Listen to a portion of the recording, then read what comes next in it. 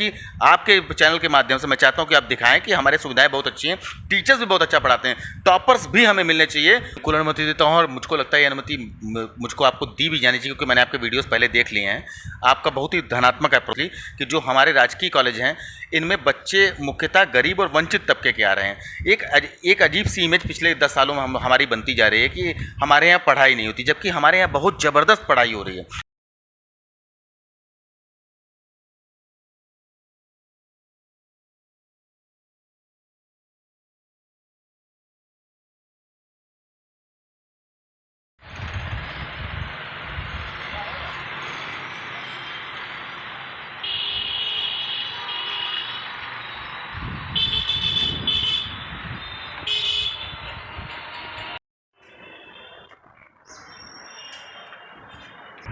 नमस्कार, मेरे channel super प्रदर्शक में आप लोगों का बहुत बहुत स्वागत है। जैसा कि आपने देखा, इस चैनल के माध्यम से मैंने उत्तर प्रदेश में शिक्षा जागरूकता के लिए बराबर प्रयास किए हैं और मेरा चैनल बराबर शिक्षा के लिए काम करता रहा है और आगे भी करता रहेगा। अभी तक मैंने अशासकीय सहायता प्राप्त विद्यालयों का निरीक्षण किया है।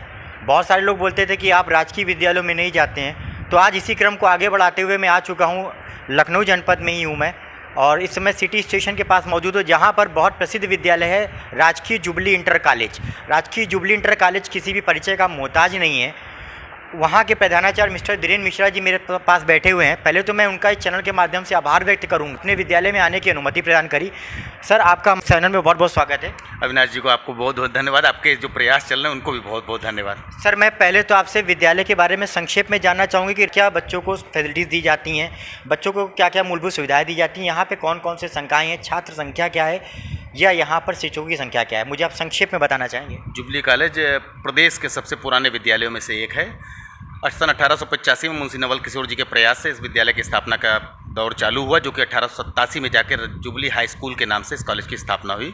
बाद में 1922 में यहाँ इंटरमीडिएट कॉलेज भी खुल गया। इस तरह से जुबली इंटर कॉलेज हो गया और आगे जाकर गवर्नमेंट स्वतंत्रता प्राप्ति के बाद हमारा राजकीय जुबली इंटरमीडिएट कॉलेज के रूप में ये कॉलेज विकसित हुआ। मतलब कुल मिला के यदि हम देखें तो 1922 में इंटर खुला था, 1922 लेके इस बार भी 2022 शताब्दी वर्ष हम पूरा कर रहे हैं अपना इंटरमीडिएट कक्षाओं को लेकर के।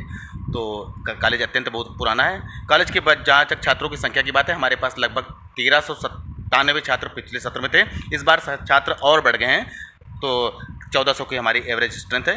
6 से लेकर 12 तक विद्यालय चलता है। 6 से लेकर 10 तक सभी संकाय मौजूद हैं और 11 और 12 में यूपी बोर्ड द्वारा जितने भी मान्यता प्राप्त संकाय हैं, जैसे कला वर्ग, विज्ञान वर्ग में बायोलॉजी, विज्ञान वर्ग में गणित, कॉमर्स वर्ग, वाणिज्य वर्ग, व्यावसायिक वर्ग और कृषि वर्ग, सभी वर्ग हमारे जुबली कॉलेज में मौजूद हैं, अर्थात सभी संकाय चलता है। सर, वर्तमान में प्रवक्ता पद कितने हैं आपके यहाँ पे? हमारे पास 34 प्रवक्ता पद हैं, जिनमें 13 कार्यरत हैं इस समय। मतलब अभी रिक्त पद हैं आपके पास? हाँ, रिक्त पद हैं जिनके लिए अध्याचन भेजा जा चुका है लोक सेवा आयोग को। तो अभी तक कुछ प्रवक्ता आपके पास में नियुक्त नहीं हुए इस वर्ष? इस वर्ष अभी नियुक्त हुए थे प्रवक्ता, लेकिन अभी इस बार चूंकि प्रवक्ताएं बहुत ज़्यादा नहीं नियुक्त हुए थे, तो भेजे गए थे आकांक्षी जनपदों की ओर। बहुत जल्दी हम लोग का विद्याचन सरकार के द्वारा भेजा जा रहा है और हम लोग को भी प्रवक्ता मिलेंगे। सर, आपके यहाँ पर जैसे आपने बताया सारे संकाय आपके पास लगभग हैं, मौजूद हैं। इसके अलावा विद्यालय में कुछ और यूनिकनेस आपकी हो, जो स्पेशलिटी आप बताना चाह रहे हो? विद्यालय की 3 चीज़ें हमको लगता है इस विद्यालय की यूनिक है। मैंने प्रिंसिपल का कार्यभार ग्रहण किया, मुझको लगता है 3 चीज़ें यहाँ पे यूनिक हैं। एक, इसकी बहुत अच्छी हेरिटेज बिल्डिंग, जो इसको अन्य विद्यालयों से एकदम अलग करती है। ये बहुत कम कॉलेजों में ऐसी बिल्डिंग्स हैं जिसमें इतनी अच्छी हेरिटेज बिल्डिंग आपको मिलती है। दूसरा, हमारे पास डिस्कवरी साइंस लैब, जो कि एससीएल के द्वारा खोली गई है, अभी आप चाहिएगा तो निरीक्षण करिएगा उसका। एससीएल के द्वारा खोली गई है ये डिस्कवरी साइंस लैब, ठीक आंचलिक विज्ञान केंद्र की तर्ज पर है और इसमें प्रतिदिन 51 राजकीय कॉलेजों में से हर एक कॉलेज बस के द्वारा छात्रों को लाया जाता है और बाकायदा सब एक्सपेरिमेंट्स वैसे ही समझाए जाते हैं जैसे आंचलिक विज्ञान केंद्र में है। ठीक आंचलिक विज्ञान केंद्र थोड़ा बड़े पे है, इसमें थोड़ा स्मॉलेस्ट लेवल पे, लेकिन सभी प्रयोग बहुत ही अच्छे हैं और बातों को समझाने के लिए समर्थ हैं। इसके अलावा हमारे पास स्मार्ट क्लास है। स्मार्ट क्लास की सीटिंग कैपेसिटी लगभग 120 की है, लेकिन हम 100 बच्चों को पढ़ा सकते हैं उसके अंदर। टेक्नोलॉजी से युक्त है, स्मार्ट बोर्ड है उसके अंदर, और आप जो भी दिखाना चाहें वीडियोज़ या दिखाना चाहें यूट्यूब चैनल से कुछ पढ़ाना चाहें बच्चों को, 3 डायमेंशनल दिखाना चाहें, पावर पॉइंट्स प्रेजेंटेशन करना चाहें, वो सबके लिए बहुत ही बेहतर प्रोजेक्टर और उनकी अच्छी व्यवस्था है। हमारे सभी टीचर, अंग्रेजी तक के टीचर्स हमारे उसका बेहतर इस्तेमाल करते हैं। सर, अभी राजकीय जुबली कॉलेज इंटर कॉलेज से बहुत बड़ी बड़ी हस्तियाँ पढ़ के भी निकली हैं। आप उस विद्यालय का अपने प्रधानाचार्य पद पर बैठे हैं, आपको कैसा अनुभव होता है? कभी कभी तो लगता है जब हमारे एलुमनाई, जब हमने एलुमनाई मीट पहले कराई थी तो एलुमनाई जो आते थे तो वो आके पहले मेरे पैर छू लिए हैं, जबकि उनकी एज और मेरी एज में मेरा ख्याल कम से कम 50 साल का तो डिफरेंस लग रहा था, क्योंकि वो राउंड अबाउट 90s के थे। लेकिन वो बोले नहीं सर आपके नहीं छू रहा हूँ, प्रधानाचार्य के छू रहा हूँ। इतना सम्मान करें सर। मैं इस कक्ष में हम लोग आते थे, इस कक्ष में आने का मतलब या तो मैंने बहुत अच्छा काम किया है या मैं पिटने वाला हूँ, बहुत गलत काम किया है। तो इस कक्ष से हम लोग आस पास नहीं थे, तो मतलब इतनी रेपुटेशन थी इस कॉलेज की।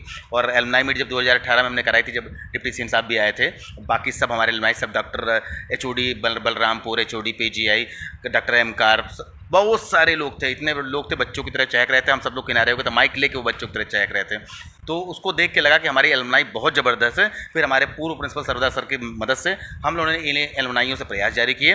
आज डिप्टी सीएम साहब के कारण और इन एलुमनाई के कारण हमारे पास लगभग 3.5-4 लाख का फर्नीचर है, जिसका हमें कोई पेमेंट नहीं करना पड़ा, एलुमनाई हमको दिया है। इसके अलावा हमारे एलुमनाई इटली में है, जिनको लगभग 1 लाख का कॉर्पस फंड हमारे HDFC बैंक में उन्होंने खोल रखा है, जो पैसा केवल और केवल एग्रीकल्चर के जो छात्र हैं 11-12 के, उनकी मदद के लिए जाता है। वो उनको ट्यूशन भी पढ़ने के लिए मिलता है, उनको कोचिंग्स करने के लिए मिलता है, किताबें भी उनकी वितरित होती हैं, और जो पैसा हम इसमें खर्च करते हैं हमारे इटली के एलुमनाई सर उसको फिर वापस इसी अकाउंट में भेज देते हैं। मतलब 1 लाख का कॉर्पस हमेशा बना रहता है इस फंड के अलावा। इसके अलावा हमारे डॉक्टर संजय कपूर जो PGI के HOD थे, उनका भी स्कॉलरशिप चलती है। हमारे 5 या 7 स्कॉलरशिप्स भी चलती हैं बच्चों की, जो कि अच्छे अमाउंट्स की हैं, हैंडसम अमाउंट की, पैसा जमा रहता है, हम केवल उसके ब्याज से स्कॉलरशिप्स देते हैं। सर जैसे कॉलेज आपका कैंपस इतना बड़ा है, तो यहाँ पे जो चतुश्रेणी कर्मचारी होती हैं वो कितने हैं अभी वर्तमान में? चतुर्थ कर्मचारी इस समय हमारे पास टोटल 10 हैं, जिनमें स्वीपर केवल 1 है। लेकिन चतुर्थ श्रेणी कर्मचारियों की भर्ती लगातार बंद हो गई। सरकार से लगातार बातचीत चल रही, सरकार भी शासन स्तर पर लगातार वार्ताएं कर रही, क्योंकि अब सरकार की प्रोग्रामिंग बन रही कि संविदा के आधार पर ग्रुप डी कर्मचारियों को विद्यालयों को दिया जाए। सर आपसे मैं एक चीज़ और जानना चाहूँगा, कोरोना काल में ऑनलाइन शिक्षा का समावेश देखने को मिला। क्या ऑनलाइन शिक्षा आपके अनुसार ऑफलाइन शिक्षा का इस आधुनिकीकरण के युग में विकल्प बन सकती है? केवल कोरोना काल की बात ना करें, कोरोना काल तो एक विशिष्ट काल आया था हमारे समय में, लेकिन केवल कोरोना काल की बात ना करें, अन्य सभी जगह जितना टेक्नोलॉजी हमारी उन्नत हो जा रही है, जैसे फॉर एग्जांपल हम बच्चों को 3 डायमेंशनल वीडियो से यदि हम हार्ट का स्ट्रक्चर समझाते हैं तो बच्चों को ज़्यादा समझ में आता है, अच्छा लगता है, सब ज़्यादा बेटर होता है, सब सहयोगी बढ़ रहे हैं, टेक्नोलॉजी तेजी के साथ बढ़ रही है। लेकिन टेक्नोलॉजी से केवल बच्चा, आपने देखा होगा कोरोना काल में इंट्रोवर्ट बहुत ज़्यादा होता जा रहा है, हाईली इंट्रोवर्ट हो रहा है, सामाजिकता भूलता चला जा रहा है, उद्दंड भी होता जा रहा है और कुछ इरिटेटेड भी।